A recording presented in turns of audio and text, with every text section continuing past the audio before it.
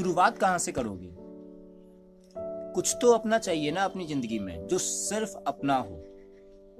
यहाँ तो जीने से लेके मरने तक लगभग सभी चीजें तो हम दूसरों पे आश्रित होकर करते हैं। यहाँ तक कि इंसान के जो विचार होते हैं, जिसे वो अपना कहता है, वो भी कहीं ना कहीं कई बार दूसरों से प्रेरित होके होते हैं। कपड़े कौन से पहनने हैं, खाना कौन सा खाना है ना, कोर्स कौन सा करना है, जॉब कौन सी चाहिए। ऐसे पता नहीं कितने डिसीजन हम लोग दूसरों से प्रेरित होके करते हैं। खुद की अपनी जिंदगी में खुद का कुछ होगा भी कि नहीं होगा? तुम्हारा अपना जो मूलतः जो तुम्हारा है वही तुम्हारे पास हमेशा रहेगा, वरना जो कुछ भी तुमने बाहर से लिया है वो आज नहीं तो कल तो खो ही जाएगा, फिर चाहे वो कुछ भी हो। लोग बोलते हैं कि मोटिवेशन बाहर से ले लो, कहीं ये सुन लो कहीं वो सुन लो। जब तक तुम्हारे अंदर से ही नहीं होगा, जब तक कि वो मोटिवेशन भी तुम्हारा खुद का नहीं है, उधार की मोटिवेशन का अचार डालोगे।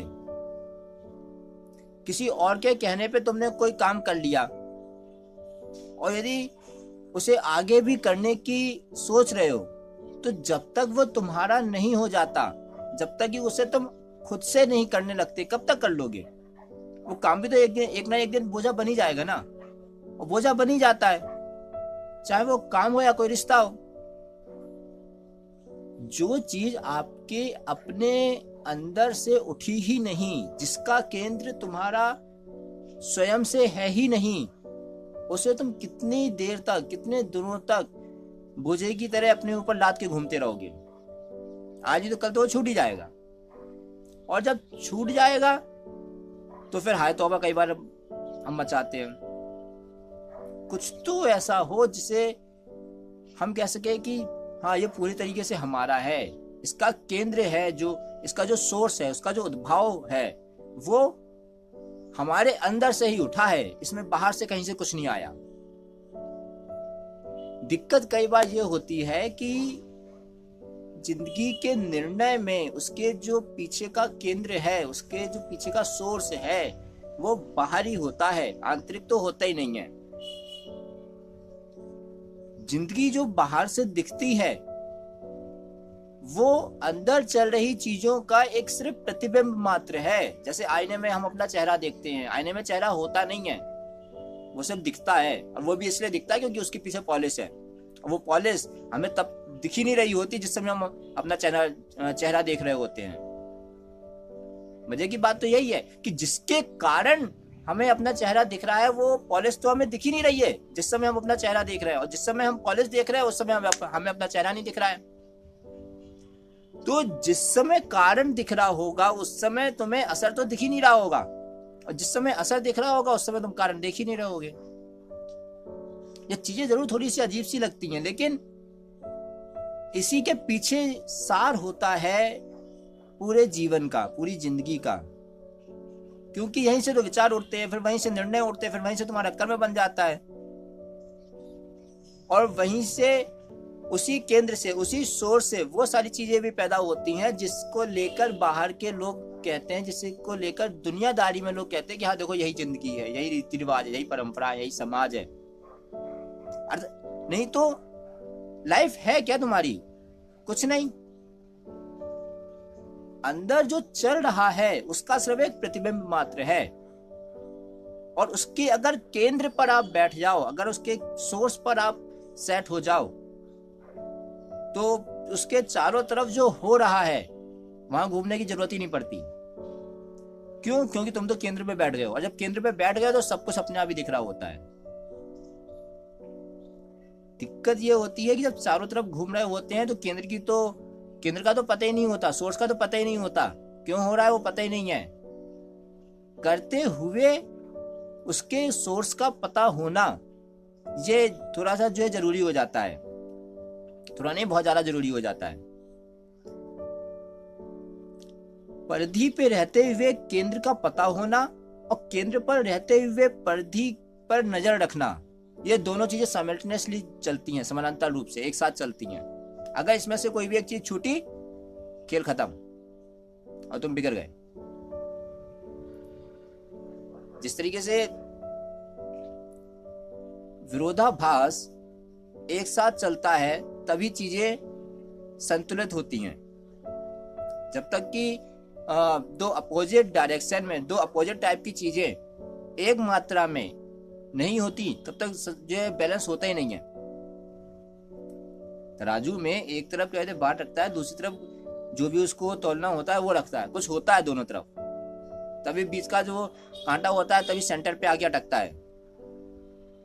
इसी तरीके से जब तक लाइफ में केंद्र का परिधि के साथ जो विरोधाभास है उसे ध्यान में रखते हुए नहीं घूमते, तब तक बात बनती नहीं है। अब इसके लिए इंसान चाहे कितना भी रोता रहे, अपने अंदर का बाहर के विरोधाभास को अंदर ही रहते हुए संतुलित करना पड़ता है। लेकिन पहले जो सेट होगा वो होगा सोर्स, केंद्र, जहां से सारी चीजें उठ रही हैं, तभी आसपास की जो सारी चीजें सेट हो पाएंगी, अदरवाइज हो ही नहीं पाएंगी। तो सोर्स क्या है, केंद्र क्या है, वो तो पता करना ही पड़ेगा, नहीं तो हम हमेशा इस चीज में उलझे रह जाएंगे कि जो हो रहा है वो क्यों हो रहा है, जो मैंने अभी तक किया वो क्यों किया, या जो मैं अभी भी कर रहा हूँ वो क्यों कर रहा हूँ। कई बार दिमाग में उलझन पैदा होती है, क्या करें भी कि नहीं करें, क्यों ऐसी उलझन पैदा होती है, क्योंकि हमें उसका सोर्स नहीं पता होता, हमें उसका केंद्र नहीं पता होता कि कहाँ से उठी हुई है चीजें।